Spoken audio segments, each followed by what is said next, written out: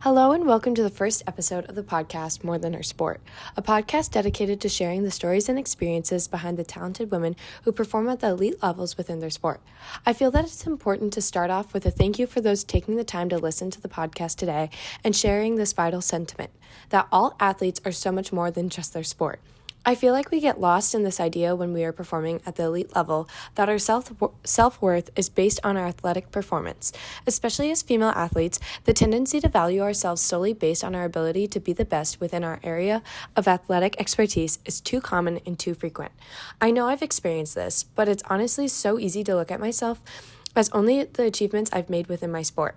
I'll look at my teammates and think I'm not worth it. I'll sacrifice my mental health and even my physical well-being to be the best athlete I think I should be.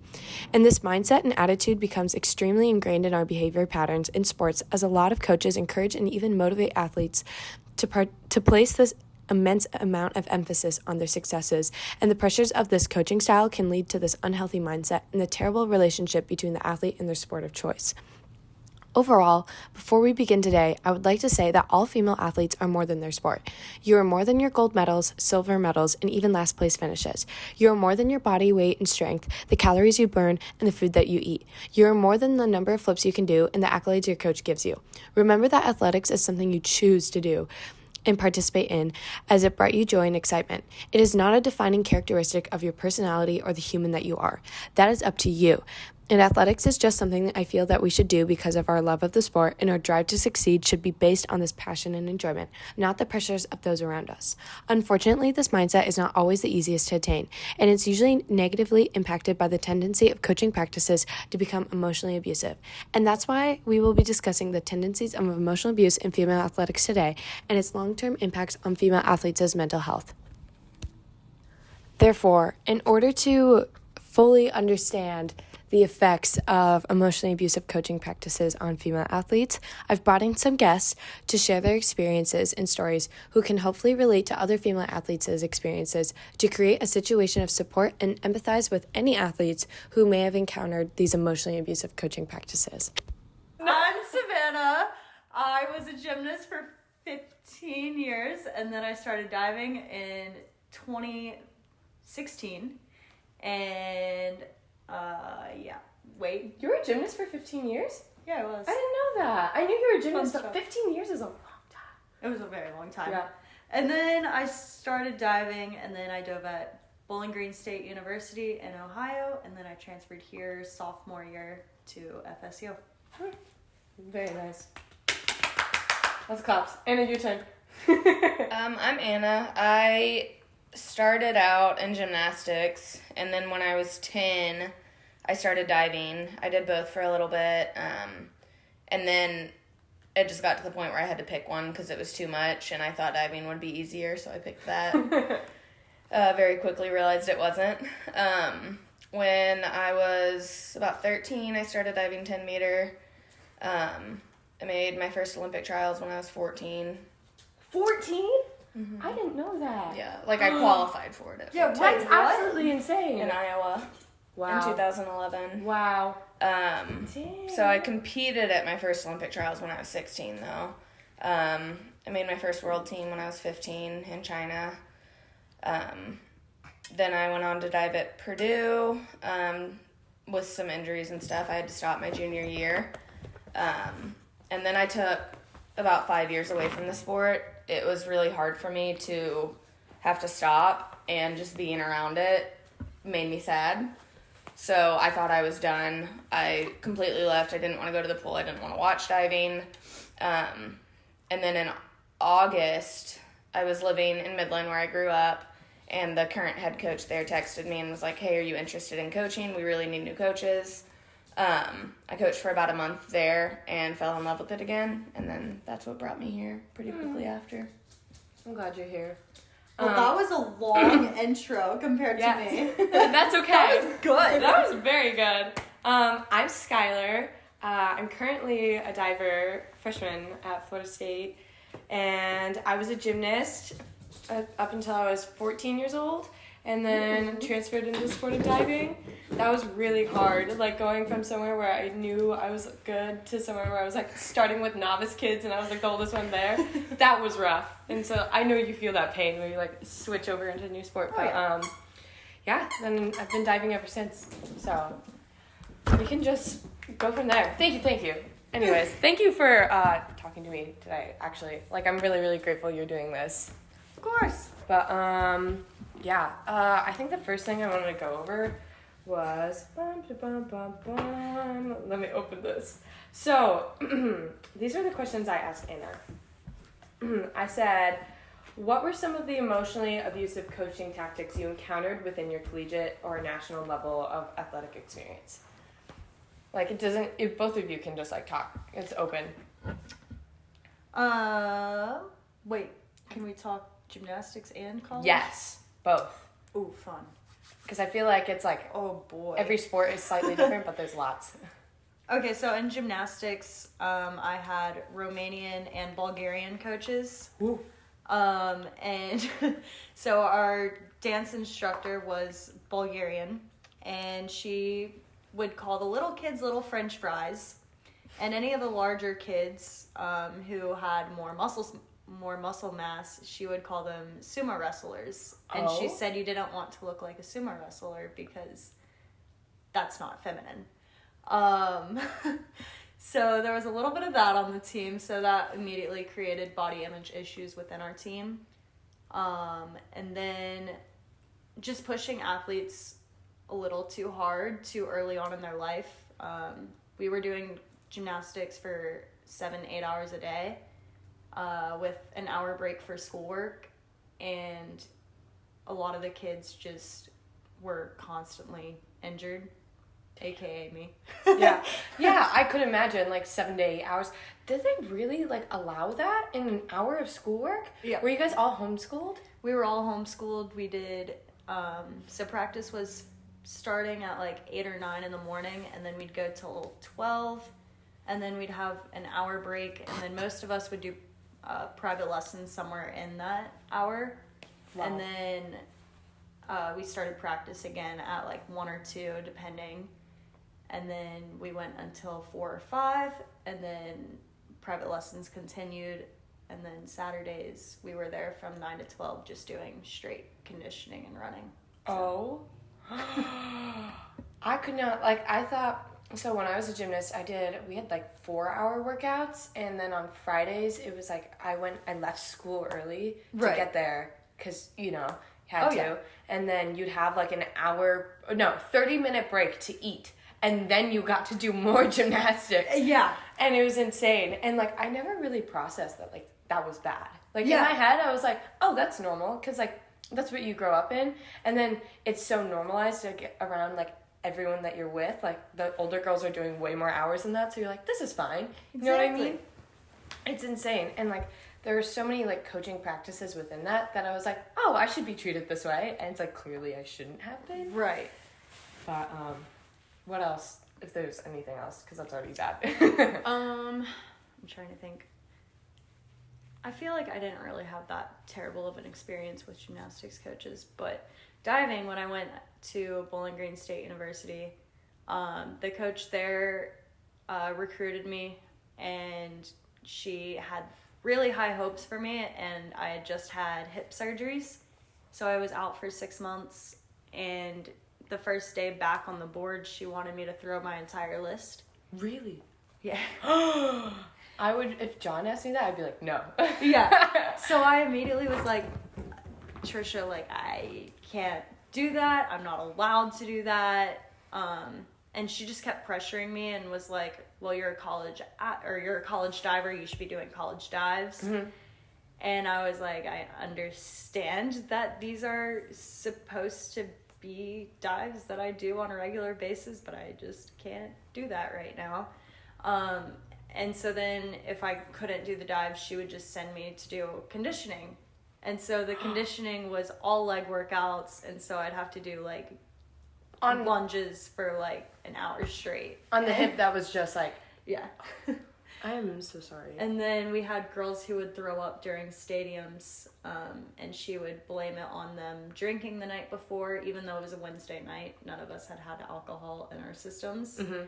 And my roommate would throw up because she had terrible asthma and she couldn't handle it. Yeah. And so she had that, and then she had some other stuff going on in her personal life that she couldn't always come to practice in the best mood. Yeah. And Trisha got really mad, and they basically tried to kick her off the team for having these other personal issues that she had no control over. So yeah.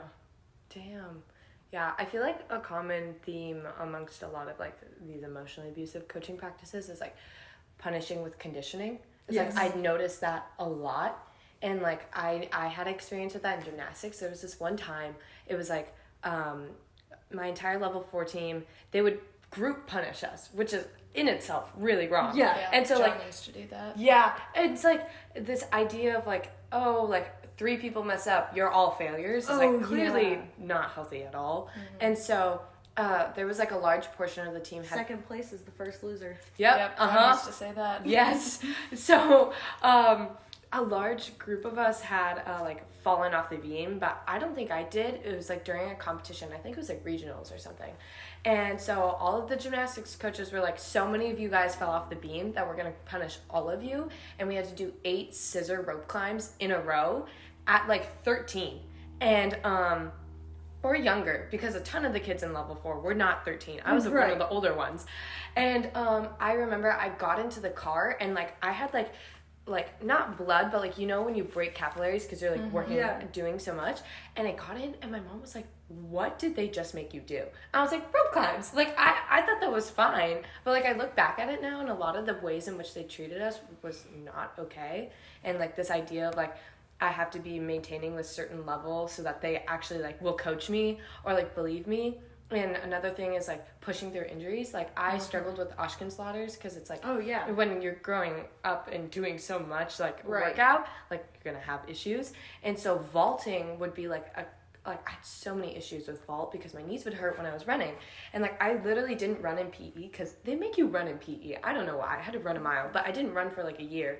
And so I could do gymnastics, and when I was vaulting, it would always hurt, and I'd tell my coach, and it got to a point where he like stopped believing me that I had like knee issues. And so at a certain point I was afraid to say that I had injuries. And I still struggle to that with this day. Like I'm scared to tell people when something hurts because I don't want them to not coach me anymore. I don't want them to look at me as like, oh, she's broken, she's done, she's like no good for me anymore. Yeah, that's something I dealt with a lot, like at the beginning of diving, really all through like my high school career of diving. Just like being hurt and my coach getting mad about it. Mm-hmm. And because he was angry, he would push me through the injury.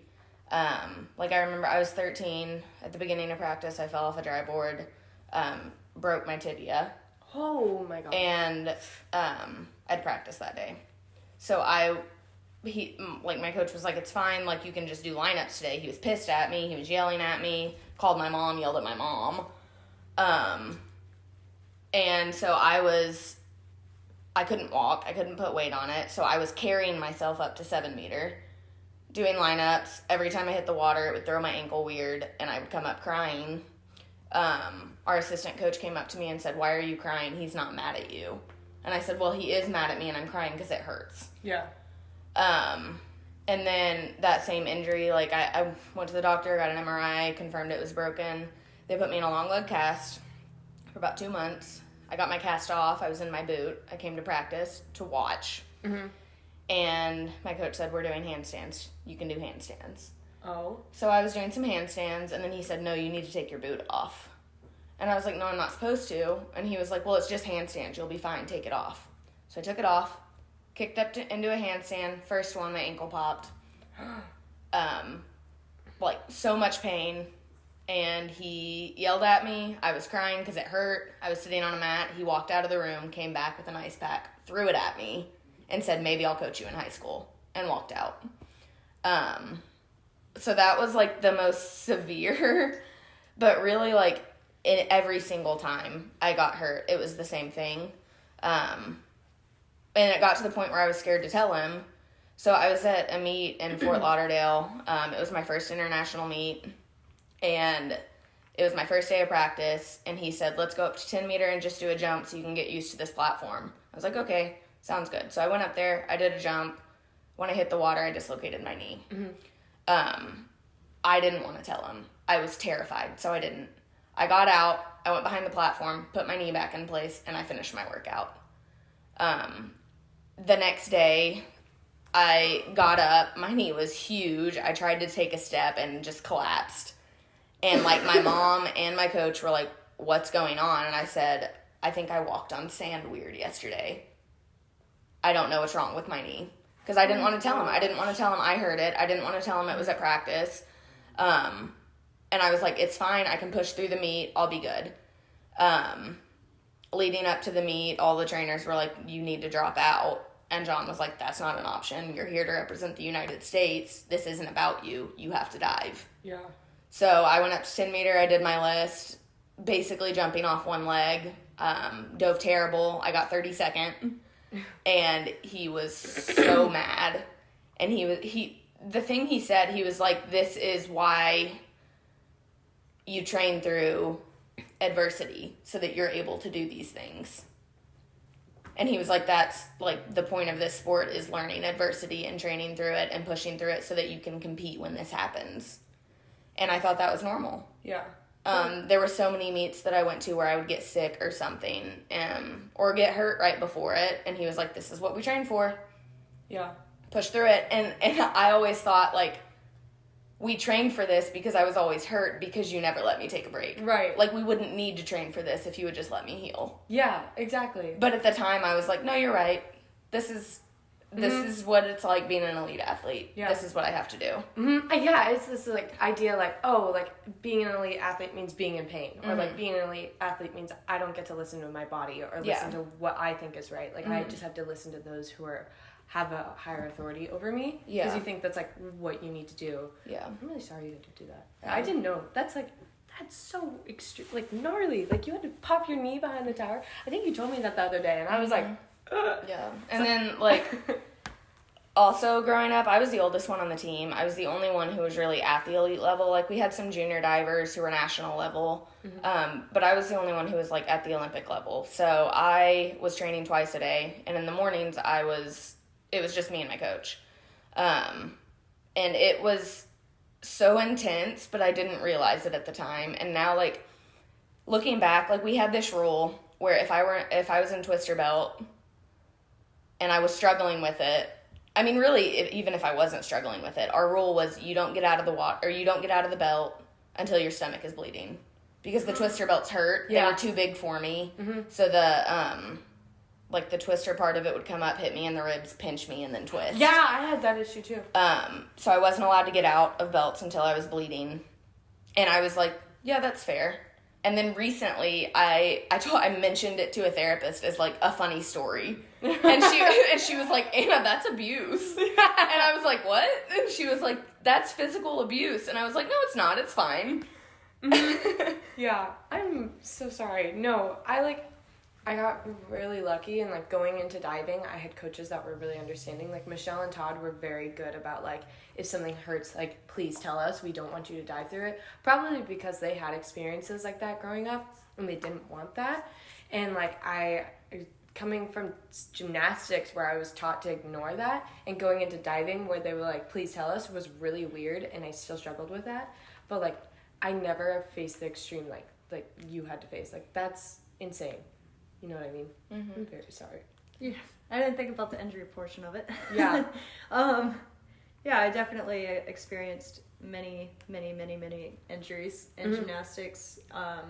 I also had Sever's disease, which is basically where the same pain that you had in your knee, but in the heel. Oh, yeah. And so it hurt to run, it hurt to jump, it hurt to walk. I would be limping at school, and then I'd get to practice and have to pretend it wasn't there and just compete.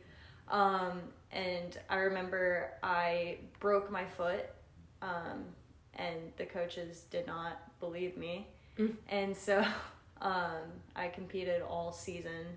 I think I broke it in January or March, and had to compete all the way through states and regionals. And then after that, I was finally like, I need to get this fixed. And they were like, no, we have to start training for next season. And I was like, my foot hurts anytime I walk on it. Mm-hmm.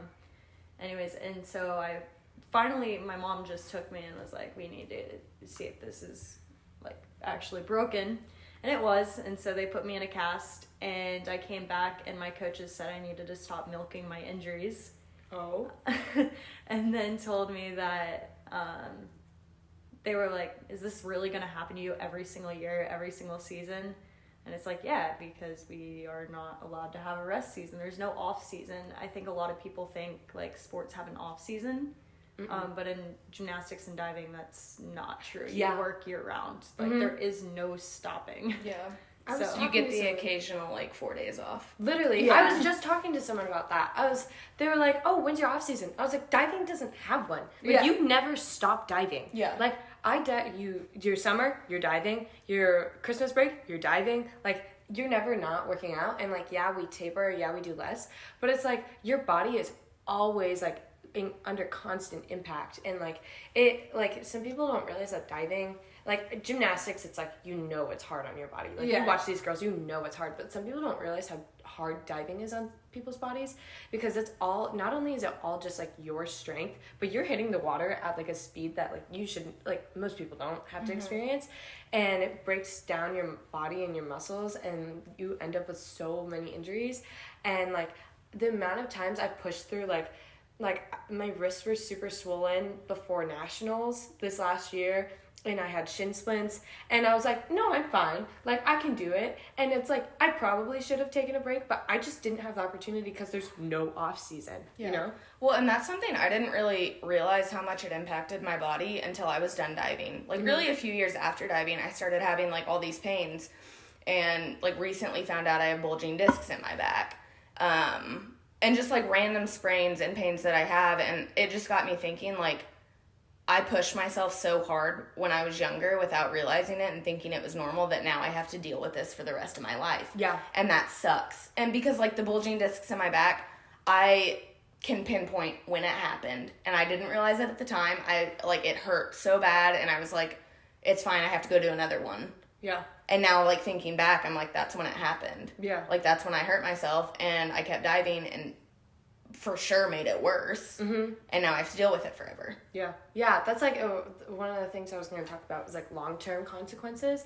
It's like pushing your body so hard at such a young age and having nobody like come and be like, that's not okay. You know what I mean? You end up with these long-term consequences of like injuries and like I have so many problems with like anxiety and like listening to my body, like knowing when to be like, is this okay for me to do? Or like struggling with like food has always been something I struggle with, like what I'm eating and everything, because you're like, oh, I have to meet a certain body standard. So like to this day, I still am like, no, I shouldn't eat that, or like, should I eat that? Or like listening to like, when am I actually hungry? Because I've been taught like, you have to eat healthy, you have to eat right, you have to do all these things, and it's like that, like there's this line between like disordered eating and eating disorder that is so easy to walk on when you're in athletics, like at that elite level. Yeah, so I started struggling with that a lot. I mean, honestly, like thinking back, I started struggling with my body image when I was maybe 11. I hurt my shoulder and took like 3 months off, and I got in the water, put a swimsuit on, got in the water my first day back, and my mom cried because I didn't look the same as I did 3 months ago. And like that just crushed me. And it, like, after that, it got to the point where I was like, it doesn't really matter how I dive, it just matters how I look. Like, diving is such a spectator sport. I mean, like, you're literally judged on how you look as you're falling through the air. Exactly. And then I had my first knee surgery when I was about 16, and I got put on a meal plan by the USA Diving nutritionist. I had never met her face-to-face. She didn't know me at all. Like, we talked for about 10 minutes on the phone, and I said, I want to lose weight. And she said, okay, here's a meal plan. I was 15. Wait. No, it was after knee surgery, so I was 16. But I couldn't walk, so my mom was in charge of my meal plan. I remember sitting on the couch. She brought me, like, my food, like, my breakfast or whatever. I was a little nauseous from the pain meds, so I didn't finish it. And she said, oh, that's good, because you're not working out, and you need to lose weight, so, like, that's fine. And from that point on, I was like, oh, okay, so, like, the less I eat, the better. I think I finished half of my breakfast that day. And from then on, it was the same thing. Like, the less I eat, the better. I remember the first day I skipped lunch, and I felt so proud of myself. Like, just so proud of myself. Yeah. And, like, that feeling of fulfillment just kind of carried on. Like, people started saying, oh, you look so good. I was diving really well. And that lasted for a little bit, obviously, until I lost too much weight that I couldn't make my dives. Yeah. In diving, there's this thing where it's like, when you're skinnier, it's easier to rip. Like, I've noticed that with, like, a lot of the younger kids and, like, people who tend to be, like, naturally on the skinnier side, so easy for them to rip. And, like, I've been, like, pretty fortunate. And it's, like, I have a naturally, like, fast metabolism. So, like, I haven't struggled with, like, gaining a lot of weight. But there was a period of time where I was on birth control and, like, I did gain weight. And I was, like, I'm not hitting the water the same way. And, like, so I did start, like, controlling my eating because I was, like, I'm not as skinny as I used to be. So I'm not getting the same injuries. And, like, when you're in the air and you watch those, like, really, really skinny divers, like the Chinese girls who are, like, just pin or skinny, and they, like, hit the water with no splash, like, in your head you're like, oh, it's because they're skinny. You're like, I need to look that way, you know? Well, and, like, the thing is, I didn't have proper education on it. So, like, I lost a certain amount of weight or whatever, and then I was like, okay, that's good, I should probably stop. I didn't know how. And so I just kept losing weight, like, tons of weight, and I didn't know how to stop it. And then I was like, it's fine, it's not really a problem, until I was 18. We went prom dress shopping, and we could not find a dress that fit me. I got a 000 dress and had to have it taken up. Like, I was just so small, and I didn't necessarily like it, but I didn't know how to stop it. And then it got to the point where, like, just mentally, I was afraid of food. I was afraid to eat. I was afraid to gain weight. My mom was weighing me once a week to make sure I wasn't gaining weight. And then it got to the point where I was like, I think I have an eating disorder, but I didn't want to tell anyone. I remember at my weight coach, he was like, how much weight have you lost? You look great. He was like, 5 pounds. And it was more like 30. And I was like, yeah, about 5 pounds. And he was like, well, you look great. Yeah, that's also the issue, is that, like, everyone around you was like, you look good, keep losing weight. Like, I don't know why that is such a thing that's, like, I don't know, because, like, everyone puts on weight differently with muscles, you know what I mean? Like, some people have, like, lean muscles, some people, like, they get, like, quads, you know what I mean? Especially with girls and, like, weight training. Like, I could lift the same amount of weight, and I just will not put on muscle in the way that other people do. But, like, I feel like they expect, like, female athletes to put on weight in the same way. And so they'll look at you and they'll be like, oh, you look good, because you're losing weight, but, like, not gaining the muscle, right? Yeah, well, and then I went to college. And everybody was like, you need to gain weight, you need to gain weight. And I was like, I know, but I want to gain the right weight. Yeah. So I was like, I can only gain muscle, and I do that by working out. I don't do that by eating. So I was, like, busting my ass in weights. And I couldn't understand why I wasn't getting sore. I was just exhausted. Like, I was lethargic. I, like, was just weak, and I couldn't understand why I wasn't gaining muscle. And that continued for, like, a year until I started getting treatment for my eating disorder and, like, learned how to actually take care of myself. And that was just, I mean, just such a long process that really I still deal with. Like, so much of the last 8 years have just been me trying to heal from this eating disorder and trying to, like, learn how to live my life again.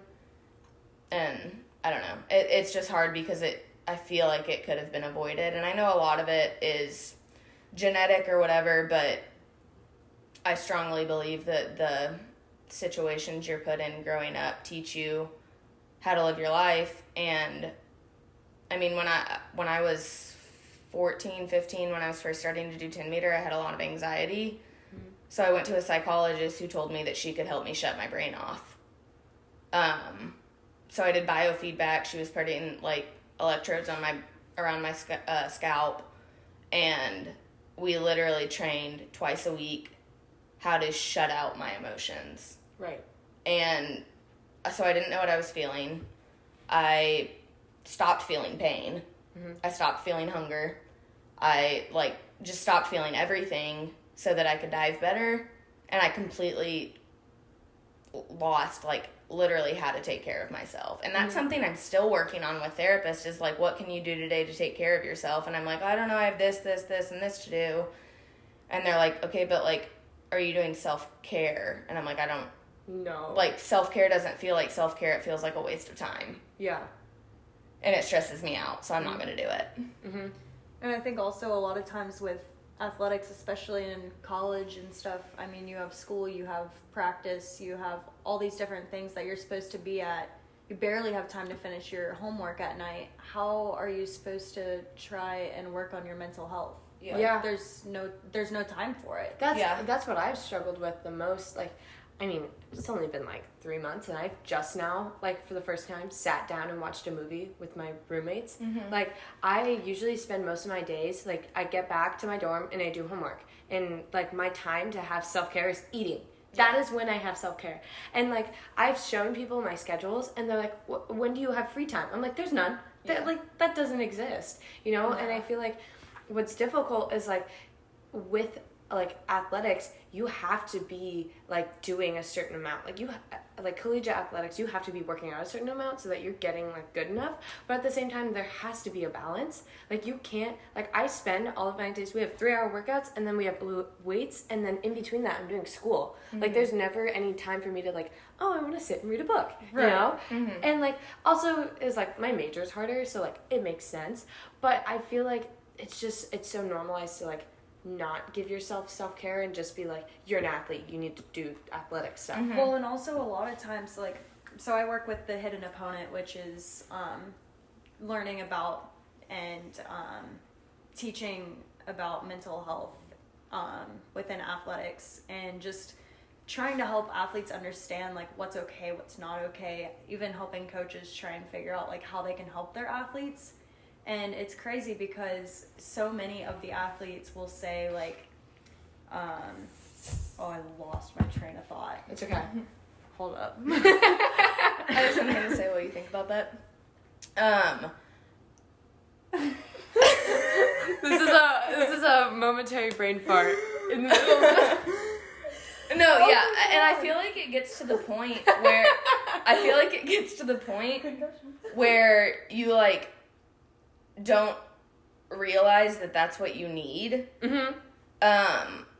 Or that what you're doing is a problem. I remember my senior year of college, when my eating disorder became apparent, and my mom came up to me and she was like, I think we should take care of this before you go to college. I didn't even know what that meant. Yeah. I was like, what do you know? I have to go to college. And I was pissed at her because she was finally realizing I had an eating disorder, and I thought it was all her fault. Yeah. So I was like, now you get it? Anyway. Yes. So, and what she meant was, I think you should go to treatment. Yeah. And I didn't, because I didn't understand that. I was like, no, I can't stop my life and take care of myself. So then I went to college, and I was miserable for 2 years, and then I decided I needed to go to treatment, and I told her, and she said, no, you should have taken care of this a while ago. But you can't do it now. She was like, you're wasting your life. She came to visit me at Purdue, and I talked to her about this, and she left a day early because she was so mad. Oh, wow. Yeah, I'm really sorry. I remember now. Okay, go. Perfect. So with the hidden opponent, we teach about the mental health disorders and stuff like that. And one of the things that's a lot of athletes bring up is with an injury, you can see somebody's injured, but with mental health, you can't look in someone's brain and go, oh, they're messed up, or they're struggling. You can't see that unless somebody says it. And it's so, when you bring it up, a lot of times people ignore it because they can't see how much pain you're in. And so then you are embarrassed to even say anything, so you shut it out, you're quiet, you don't tell anyone, and then you're struggling so much on the inside that you're a lot of times kids will quit sports, or they're not able to continue because they're so unhealthy, or they're just pushing through, and it's affecting their life in so many other ways. So it's really important that coaches understand when an athlete says, like, I need a rest day, or I need time off because of whatever, that they really need to provide support, and not just allowing them to have those days off, but ask how they can help. Like, do you need to go see a therapist? Yes. Do you need, what can I do to help you? Yeah. Well, and I feel like along those same lines, like, there's just such a lack of education, and there's such a mental health stigma because people don't understand. Like, they haven't been through it, so they don't understand that when you say, like, I'm really struggling, it's not a choice that you can just make in your brain to be, like, to change your attitude and be happier. Because so many times people have told me, like, your mental state is your decision. Exactly. Like, you have to choose happiness. And it's like, I have clinical depression. Yeah. I can't choose to be happy. Yeah. I can't choose to not be suicidal. Yeah. Like, I don't know why these thoughts are coming up, and I can't control them. Yeah. And that's something I learned after my diving career, throughout all of my therapy, is that our thoughts are not a choice. We can learn how to deal with them, but we can't control what our brain does. Yeah. And half the time it's a product of the situation you were in. You know what I mean? Like, a lot of the experiences you go through is what actually creates that, like, chemical imbalance for you. Yeah. And it's like this idea of, like, nature versus nurture and everything. But I personally believe that, like, your environment heavily influences how you think, feel, learn to think and feel. And, like, I think it's really important, like, in order to, like, break this, like, these practices down, and so that coaches don't keep doing this because it's so normalized in, like, elite athletics, is like they have to be educated on this, and there has to be a shift in this perspective of, like, you can't, like, if an athlete comes to you with a problem, you should listen to them. Like, I think it takes a lot of courage for people to speak up, and half the time they get shut down. It shows more strength than it does weakness, and I don't think many people see it as that. No, a lot of people see it like they're scared to say something because they don't know what's going to happen to them. I mean, like, when I was in college and I was, like, struggling so hard, I knew I shouldn't have been diving, and they took me out for a little bit because my weight wasn't where it was supposed to be, but as soon as I hit that minimum, I was back. Right. And I don't know, like, I was just so scared to say something because diving felt like my job in college.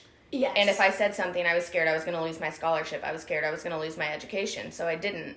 Yeah. And then when I finally did, my coach kicked me off the team. Exactly. Like, I went to treatment, and it didn't align with his Christian beliefs. He said, you're choosing a secular path. This isn't going to help you.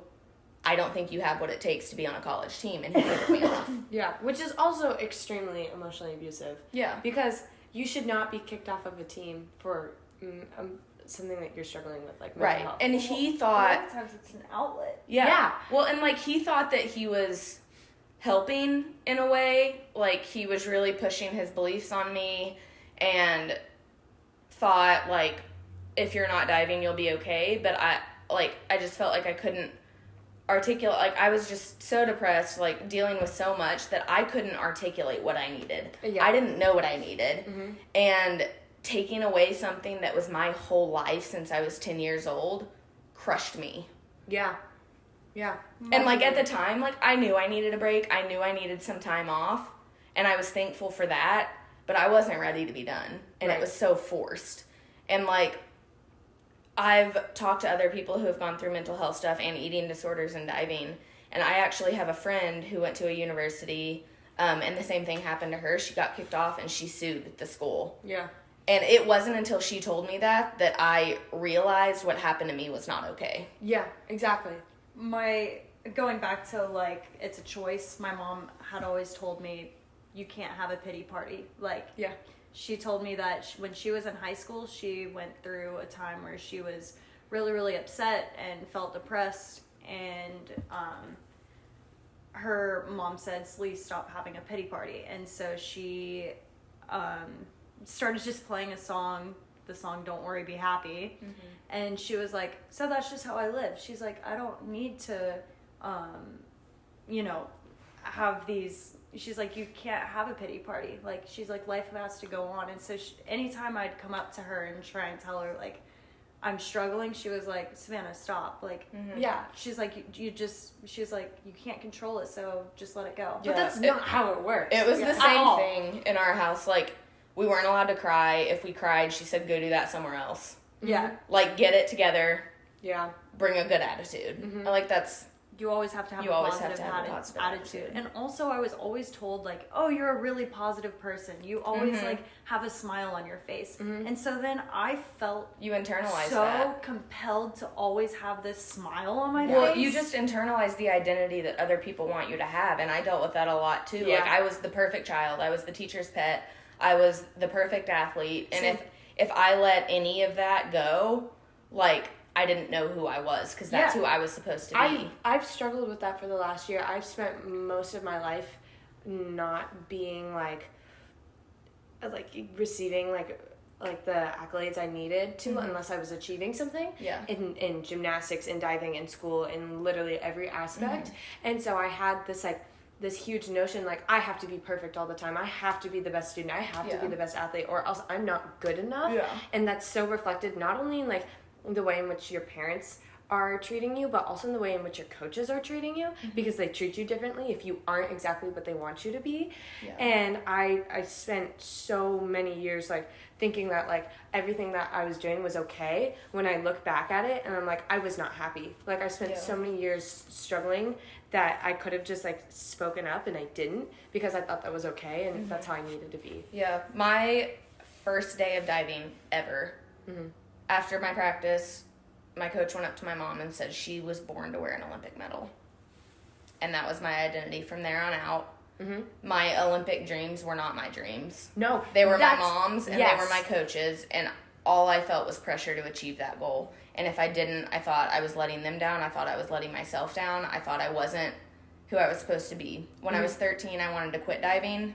My mom said that's not an option. This is a God-given talent, and it's your responsibility to live it out. That is another thing that has always bothered me, is like, I went into diving as a gymnast, so like I didn't have any knowledge of diving, and like one of the first things they told me was like, you were born to dive, like you had the body type for it, or like people look at you and they're like, oh, you have the hands, you have the arms, you have the feet, and so like it almost becomes ingrained into you, like I have potential, I need to reach it. And so like my coaches would always, like when I got recruited for diving, it wasn't because I was good enough, it was because I had potential. And so I placed so much pressure on myself to succeed, because all these other people were putting this like really abstract, like huge notion on me that like you're meant for greatness, you're meant to do really good things. And so I never had this opportunity to be like, am I actually enjoying it, or am I doing it for everybody else's like approval and standards? You know?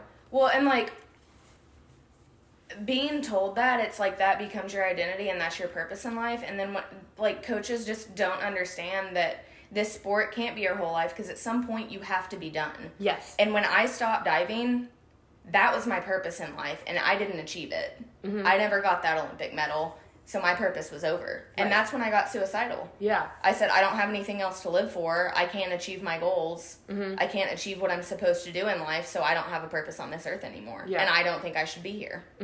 Like, it wasn't because I'm sad and I can't take this anymore. It was because I had no purpose and I felt like I was a waste of space. Yeah, exactly. I know. I'm really sorry. It's hard. And it's like these coaching practices don't make it any better. Like if I had supportive coach, like I did have supportive coaches, but it doesn't mean everything was perfect. Yeah. You know what I mean? Like you still have, even with the best coaches, they still tend to sway to this like this idea, like they have this authority over you and this power over you in which they want you to do something, so you're like, oh, I have to achieve that.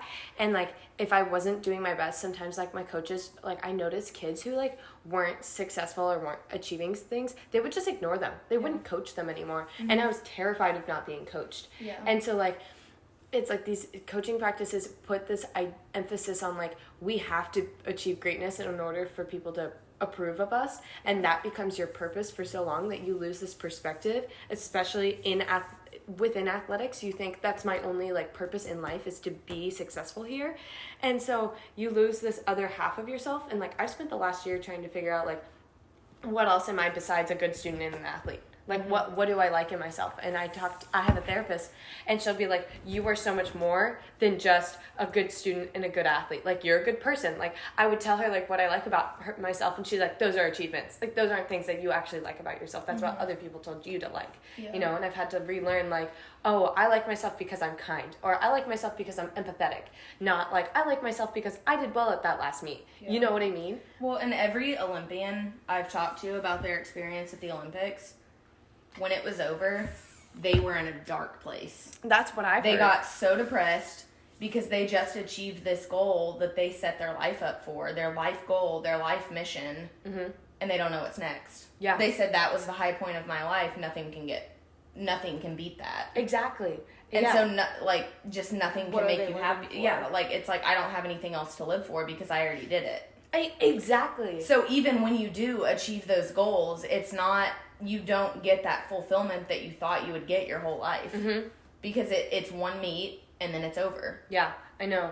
And it's so heavily ingrained into us, like, that is where you will be fulfilled.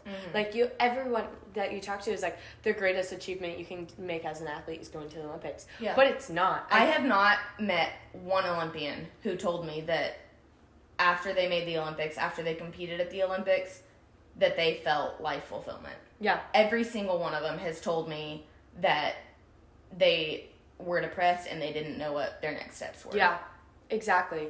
And, like, I really think there should be therapy for athletes, or a group for athletes who have retired from injury or whatever the reason may be, or because they've achieved their final goal. I agree with that. Like, I know some... We don't know what we are after that. We're just a person now. Yeah. But we've been an athlete. Like, who are you now? Yeah, exactly. No one. Yeah. It's like it was literally inside class. It was like, write down defining characteristics, and I wrote athlete. And then I thought to myself, that's not a defining characteristic. That's just something I do. Diving is a sport that I do. When you tell people, oh, you're an athlete, they're like, oh my gosh, that's so cool. Yeah. But when you tell people, oh, I'm a good student, no. Yeah. Okay. Or like, cool. Everyone is I work hard. Yeah. You know, like, okay, cool. Like, it's like, like, growing up, just because I lived in a small town and because I achieved so much, everyone knew me. Right. And that's just who I was. I was Anna the diver. When I introduced myself to people, they'd be like, oh, you're the diver. And I was like, yep, I'm a diver. That's all I am. I do that too. And, like, I remember I went to the grocery store after Olympic trials, my first Olympic trials. I didn't compete very well at Olympic trials, and everybody in Midland was watching me. And I went to the grocery store, I checked out, and my cashier said, oh, you're the girl that went to the Olympic trials, right? And I was like, yeah. And he said, what happened? And I was like, what do you mean? And he goes, you didn't make it. And I was like, yeah, I had a bad meet. It was my first Olympic trials. I'm 16 years old. Yeah. Like, I didn't make it. Yeah. And it pissed me off so much. Like, I was just so mad. And I felt so bad about myself because I let this random person who I didn't even know down. Yeah. I know, and you, like, not only do you feel like you let your coaches down, because they make that visibly obvious if you do poorly in a meet, and then when you're at that elite level, your parents will be disappointed in you, and then people around you will be disappointed in you, and you're like, this sport isn't about you, this is about me, this is about, like, I choose to do this because I enjoy it, but, like, when you lose that perspective because of the coaching and everything, you don't feel that way, and so it becomes apparently obvious that, like, oh, I'm doing this for everyone else.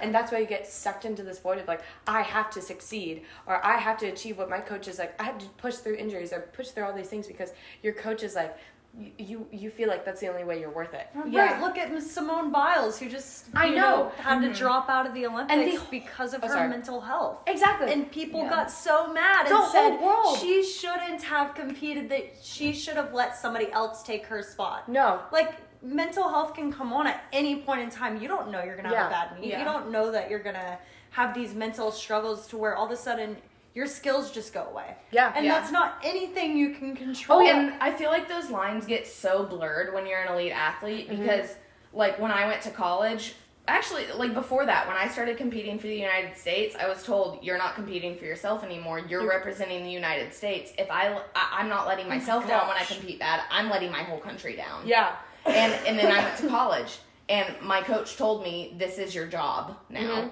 He was like, this is not something you're doing for yourself. You're competing for this school. You're representing this school.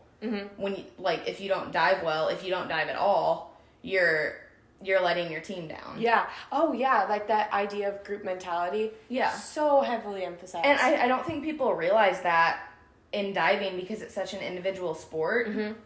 But, like, there's just so much pressure to achieve for other people. Yeah. Yeah, exactly. I had something to say against, what were you saying about, you were just saying something. What were you About saying? Simone Biles. Simone Biles? Yes. I remember I was watching her because I was at Nationals in Indianapolis, and I was watching her on the TV, and the whole time I was like, I know that feeling. Like, you know the feeling of, like, you have a mental block, but you're like, I just can't do it. And then the coach asks, what are you scared of? What are you scared of? And you're like, I'm not scared. I can't do it. I don't understand. And what people don't realize is, like, she had the whole pressure. She had the pressure of the entire world saying she was the world's best gymnast. Imagine every single fucking person in the world, I'll have to cut that out. Every person in the whole world being like, you are the best gymnast ever. Like, that's so much pressure. And so you get to this Olympic level and you're standing there and you're like, if I mess up, I'm literally ruining it for everyone. Yeah. And it's like, I feel that way when I'm like, I mess up. I feel like I'm ruining it for my coaches, my family, my teammates, like the whole swim and dive team. You know what I mean? Like, you already feel that way. Imagine it for the whole world. And so I watched her, and the whole time I felt like I understood it. And the whole time I was thinking, I was like, I know people who will look at her and be like, why is she doing that? Like, people who aren't athletes or people who don't understand that kind of pressure will never get it unless you, like, are educating them on it. And it's like... And even then, if they haven't experienced it, a lot of times people can't honestly grasp it. Like, they cannot understand how you could feel so much pressure and how you have everyone supporting you. You have everyone supporting you, but it's not support. Well, and it gets to the point where I feel like your accomplishments, you don't feel good about them. It stresses... Like, at least for me, anytime I accomplish something...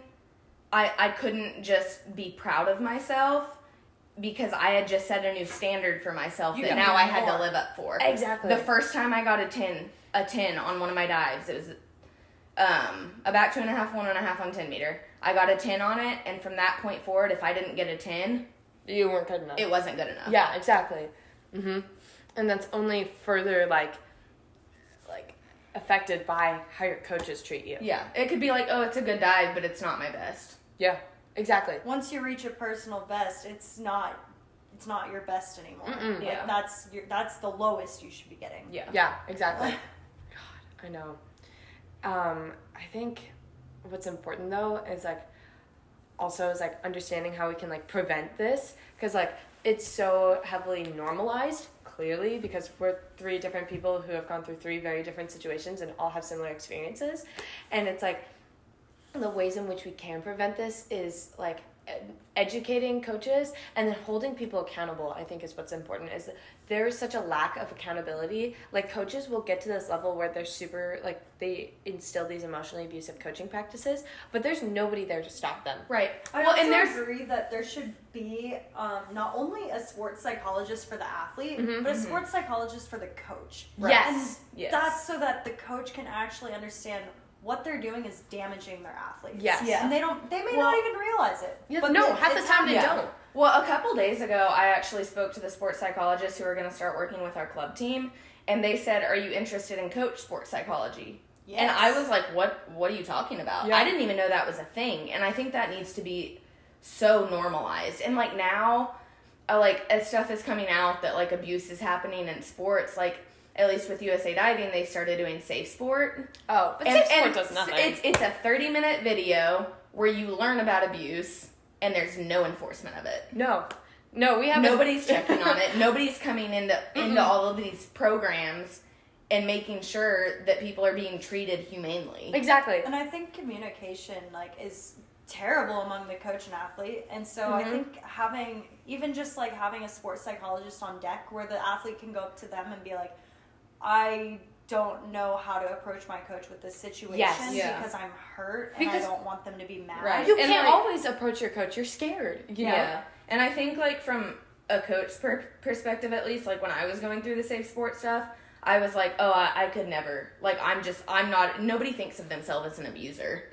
Everybody's like, I'm a good person. I would never do this. But in the heat of the moment, it happens. Yeah. And people just, like, they don't recognize that they could be that way, so they're not aware of it. Yeah. And it's like everybody needs to realize, like, you're in a place of superiority over these athletes. Like, you're an authority figure to them. Mm-hmm. And that should put pressure on you. Yes. To be aware of yourself. Yeah. To be aware of what you're doing. And, like, now as I'm becoming a coach, like, that's my number one priority. Yeah. I don't want what happened to me. I just, like, if I ever did that to someone and realized that, any of the experiences that I had, like, I don't think I could live with myself. Mm-hmm. And so, like, I am, like, checking myself daily at practice, like, with my frustration levels. Like, what am I doing? How am I responding to them? Mm-hmm. And just making sure, like, I don't put people in a situation that I was in. And I think that's something that all coaches need to do. Yeah. Like, all coaches just need to be aware of, like, I have, like, so much of an impact on this person that everything I do can affect them. Yeah, absolutely. I was always taught never say no to a coach. Yes, which, me too. If they're an authority figure, you should never tell somebody no. But yet, if you don't say no, you're being forced to do things that maybe you're not ready for. Yep. Maybe because you don't feel ready for it, because for whatever reason you're scared or whatever. But if you're scared and you're going up because you're too scared to say no, you're gonna get hurt. You're gonna something's gonna happen. Or you're gonna have issues further on. Like, that's the reason why I didn't do gainers the other day. Was like, I know myself. Like, this is the first time, year, I guess, in which I'm, like, actually standing up for myself, and not, like, in a bad way, but in a way of, like, if I don't feel confident in, like, a dive or something, like, if I don't want to do it, I think that's important to listen to yourself and to be like, I'm not going to do this till I feel ready. Because when I do that, it'll be a much better dive than me going up there and throwing something and hating every minute of it, because then the sport doesn't become about you. It becomes about everyone else's expectations of you. Yeah. You know? My career-ending dive, actually, I went up on 10 meter, and I hadn't slept all week because I was getting ready for final exams, and my coach wanted me to try a new dive. It was ready. I knew it was ready. But I was tired. I should have said, I don't feel ready today because I'm tired. Yes. It's one day. Exactly. Yeah. And I went up and I did it. And as soon as I went up, I lost sight of where I was. I had no clue where I was. Mm-hmm. And I wasn't strong enough to jump high enough because I was exhausted. Yeah. And I came out early and smacked, and that was the end. Yeah, I remember one time I was at Nationals, and my coach had been making me do my 10-meter list 3 days in a row, and I had to compete it the next day. And I was so sore. I was so tired. I was competing reverse 3.5, which is the hardest dive I've ever done, and I was up on 10-meter, and I knew I couldn't make it. I didn't feel like I was strong enough to push myself away from the platform. Yeah. So I did a reverse 3.5, fell off the platform because I didn't want to hit my head on the platform. Yeah. Smacked, and got in trouble. Yeah, exactly. And it's like they push and push and push and push. And when you're afraid to speak up because they have authority over you, and there's nobody to say, like, hey, like, that's not an okay coaching practice, and they don't have any guidelines of, like, how they should be treating athletes, you end up in these horrendous situations where you end up with career-ending injuries. And thank goodness not life-ending. Thank goodness. For that time.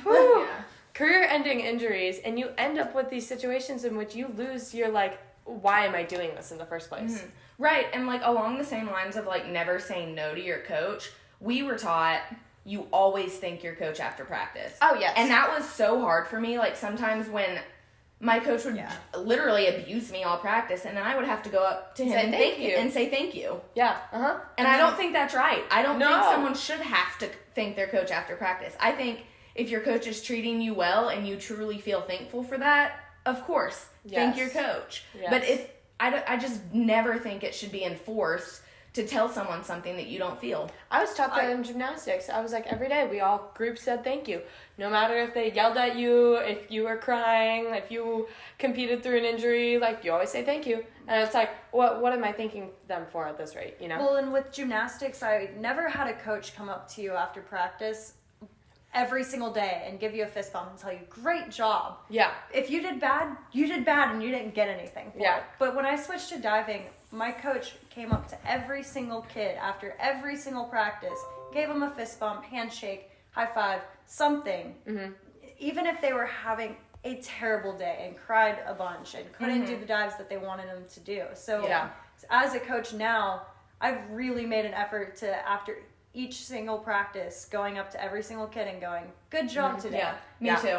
And I think what's important is like also as like people, as athletes who have had that experience, you guys know that like diving is scary, you know, like I think so many coaches forget like these things we're doing, they aren't easy. You're standing up there and you're like, oh my goodness, if I don't do this correctly, I could really hurt myself, you know? And I think it's important as for coaches in the future to remember like your athletes, they're doing this because they care about the sport and they love it, but like you should respect the fact that they're working this hard and that it's not easy. And I think like even just saying like, hey, good job, like even when you have a bad day, encourages you, you know, like not feeling like someone's disappointed in you because you had a bad day is so important. Yeah, I feel like respecting someone's hard work is just vital. Yeah. I don't think any kid comes into practice and is like, I want to piss off my coach. Right. No. And like we used to have practices, and if one person wasn't diving well, everybody got kicked out of practice. Right. That's Which is so group messed mentality. up. Super messed up.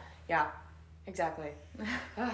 Thank you so much for all of this today. Like really, I have learned so much more than I ever thought. And it's like you read about these things online, you read people's experiences, but it's a lot different when you talk to people you know and you're like, oh my goodness, this is a collective issue. Well, and even just today, I feel like I've been like, oh, that never happened to me. I didn't think about that. But then as we bring up these things, I'm like, oh my gosh, I was abused way more than I even realized. Me For too. sure. The more I talk about it, the more I realize like how much stuff happened that was like not okay. And I think a lot of the times, like, I don't think my coaches ever intended for me to be affected in the way that I still am. And I mean, I'm sure that probably if they heard this, it would crush them. Oh yeah. Yes. Well, and like my coach growing up was honestly awful to me. And we had one meet where I did a dive, I hurt myself, he yelled at me, he sent me to the emergency room, didn't go with me, said have a nice night at the emergency room. I got home from that, I competed obviously the next day. Yeah. But then we get home from this meet, and the next day at practice, he was a different person. He recently told me that he got back to his hotel that night, looked at himself in the mirror, and didn't recognize who he was. He said he had become someone that he never wanted to be, and he didn't know how to change it, and he promised himself from that point forward he would never yell at an athlete again. And it was just such a drastic difference. And like right before I left for college, he sat me down and said, I'm sorry for everything I did to you. I'm sorry for anything that I caused. And he was like, can we talk about it? Like, tell me what I did so that I don't do it again. And at the time, I was still mad at him. Like, I was like, you can't just apologize and it makes up for everything. Like, I need to heal. And I didn't say anything to him. And like, now I'm in a place where I can talk to him about those things. And I can be like, yeah, this wasn't okay. This really affected me. And like, I feel comfortable with that. But that needs to be a thing from the start where you're able to tell your coach, like, this is happening and it's really damaging me. Yeah. And I think... And like... I think coaches need education on that, and I think athletes need education on that too, because like when I was an athlete, like I didn't know those things were affecting me. It was just normal, and only now can I realize like, yeah, these things happen and this is how it affected me and this is how I had to heal from it. Yeah. And I think that gap between the things happening and healing from it, my gap was 8 years, and that's not okay. Actually, I was gonna say, this doesn't have to go for this, but we should have a meeting with our kids and say, like, if you don't feel comfortable, please speak up. Yeah. Like, if you feel forced to do something that you're not ready for, speak up. Well, and I thought that, like, we had Jordan do that front 3.5 pike. And, like, I thought he was ready. I thought he was ready. He was so ready. He was definitely ready, but after that practice, I could tell I don't think he was mentally ready, and I feel bad about that, and I need to talk to him about that. Like, I'm sorry for pushing you.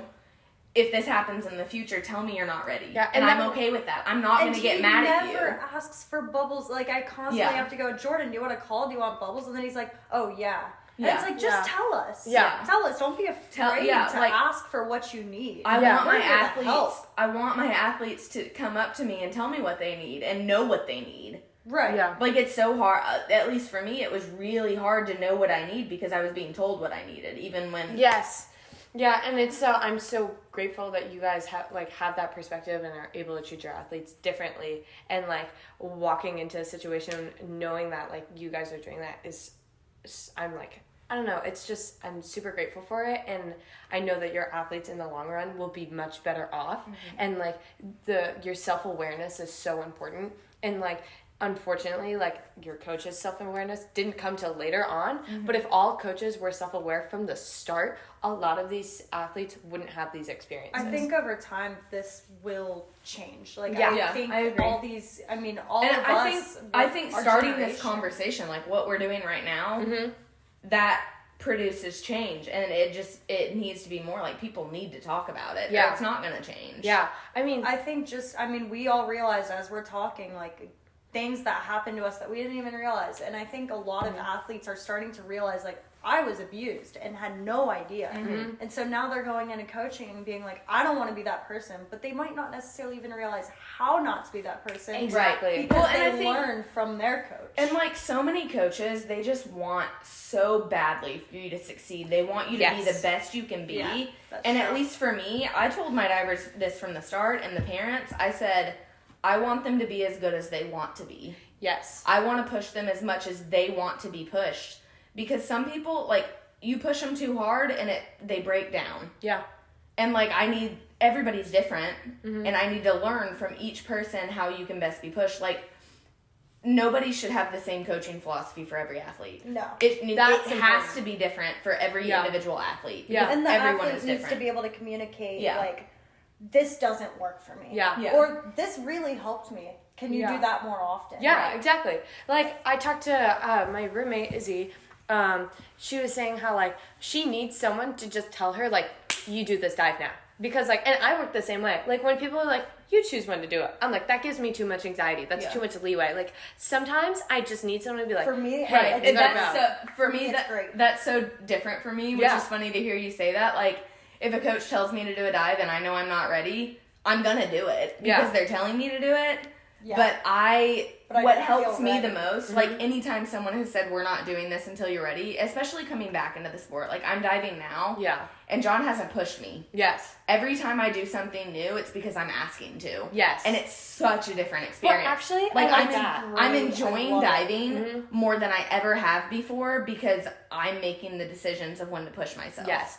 Actually, I do take it back because, like, there are times at which sometimes I'm just like, they need to be, it's weird. It's like, I want someone to be like, hey, you're ready to do this. But I feel like it's up to me to be like, okay, I'm ready to do this now. Right. Like, I don't like someone being like, it's free flowing, you know, all the time. Like, I need a little bit of structure. But, like, I would But like you a should coach- be able to say, I don't Yes, want to do I this think too. there's I think there's a difference between like saying like, hey, you're ready to take this up, take it up when you feel ready, and being like, you need to take this up right now. Because like if someone's like, Skylar, do this today, like this is when you do 205, like I'd be terrified. Yeah. But if they're like, you are ready to do 205, please tell me when you feel like confident enough. I'm like that was what it was the other day. Like last week I was like, you know what? I feel ready to do this. And I went up and it was the best I've ever done a dive because I went up knowing I was ready. Yeah. When I started learning my 10-meter list, I honestly believe I was not ready for any of my dives. I don't think I was. I was 13 when I learned my first dive. Technically, you're not supposed to be on 10-meter when you're 13. And I was so scared of disappointing my coach that I made a rule with myself. As soon as I learned front 3.5 on 10-meter, from here on out, I say 1, 2, 3, go. I don't care what happens to me. Yeah. Which And is it got to that point, like I'd be on 10-meter and I would be telling myself like, I don't know if I'm gonna be okay, but I have to go. yeah, exactly. I started doing that too. Yeah. And from that point on, I never balked on a dive. I never didn't do something. And that made me feel good about myself, and that shouldn't have made me feel good about myself. I should exactly. feel good about myself by my ability to know what I need and be able to stick up for myself. Yeah. And I didn't. That made me feel weak. Yeah. it's like, oh, don't balk or you're a terrible person because you balked at a meet. And it's like sometimes it's dangerous, you know? It's so dangerous. And in the moment, you're like, I don't want to disappoint my coach. That's what it is. Because it's going to be, you know, when I come home, are they going to be mad at me? Am I going to be punished? Am I going to be, you know, asked to do this dive 100 times until I can do it without balking? Like, so you start to push things that make it the sport even more dangerous than it already is. Right. It's already scary. It's already hard. When I was learning my list one Friday, my coach came up to me and said, on Monday we're doing this dive. And I was shocked that he told me I was doing it. It was back 3.5, and I was like, I'm not ready for that. Why are we doing that? Like, I can't even spot a back 2.5. Like, why are we doing this? But he said, we're doing this dive on Monday. That weekend, I went on, like, a birthday trip with my friends, and I was so distant on that trip because I knew that on Monday I was going to get on 10 meter and say 1, 2, 3, go, and I was going to go regardless of what happened. Yeah. And I knew that after Monday I could be seriously hurt. Yeah.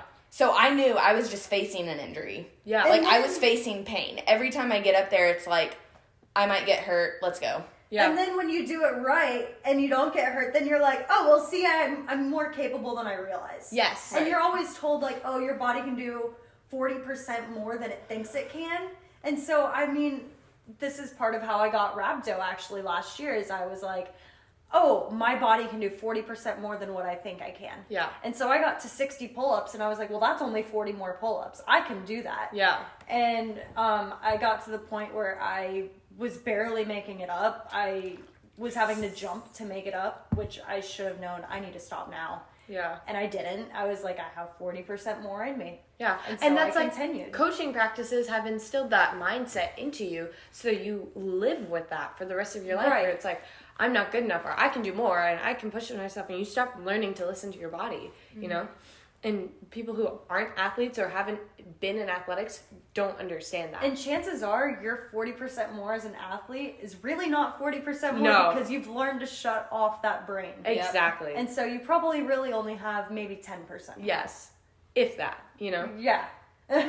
For real. When you say you're done, your body's done. Yeah. Your brain's done. Yeah. And that's so hard to learn. Like, I'm there now where, like, obviously I got a concussion a few weeks ago and I'm trying to get back into diving, and it's such a different experience for me right now of just not pushing myself. Yes.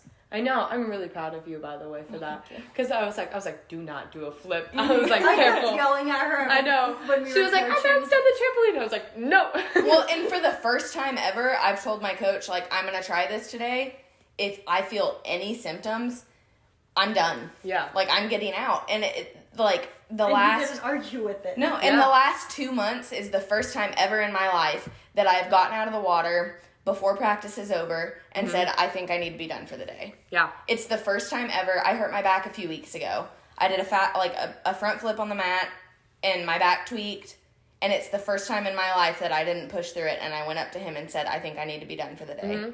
And I took a few days off. And then you felt better, right? And I felt better. And then it got better. Exactly. And then I could go again. Yeah. Crazy how that works, right? Yeah. Absolutely insane. But, yeah, I have learned so much. And I think one of the most important things that people don't realize and that I want to end with is this idea of, like, people think emotional abuse is not abuse. That I literally was talking to one of my teammates, and I was talking about how I was doing this podcast, and he's like, well, emotional abuse isn't actually abuse. And I looked at him, I was like, he's probably experienced so much that he doesn't think that anymore, because they look at it and they're like, it's only abuse if it's physical, it's only abuse if it's sexual. But like, emotional abuse is so heavily prevalent in athletics that you think that's how you should be treated. And you're like, that's not abuse, that's just how I should be treated. Right, exactly. And I don't even know what to say to that. I know. I was just like shocked. Well, and I feel like I felt the same way, and I didn't realize until I went to therapy and talked to someone who wasn't an athlete and told her my experiences, and she was just in disbelief. Yeah. And I was confused about why she was so, like, taken aback by my experiences. Like, I didn't understand it. Like, I knew I needed therapy about, like, these big things, and I learned in therapy how much I had to heal from. Because I didn't know. Yeah, because you're like, oh, I have anxiety. And then it trickles down and you're like, oh my goodness, all of this was not okay. but yeah, like I remember it was like when I had first athletes have PTSD and don't even realize it. When I had first started therapy, my coach had me like write out a timeline, just events in my life. And until I sat down and started doing it, my timeline was about 10 pages long. Yeah. And until I sat down and started doing it, I didn't realize all of these things that I had to put on there. Yeah. Yeah, exactly. Thank you. I have learned like so much today, and I think it's just like even just talking about it and like raising awareness is the first step in this, and then going from there is creating a system in which coaches are held accountable and athletes have someone to reach out to, and then there's less stigmatism around mental health issues and around people communicating how they feel, because that is like the basis of just being human. It's like you have to communicate. We all have to, like, that's how we, get things out. That's how we function. It's how we function, and it's like you can't be a healthy person, you can't have a healthy mind, body, everything, unless you're communicating this. Right. And I feel like that communication starts with self-awareness of knowing what you have to communicate. And, like, it's just so ingrained to not be self-aware. Yeah. That needs to change. Yeah, exactly. Absolutely. I agree. Perfect. Thank you. Okay, I will end it here.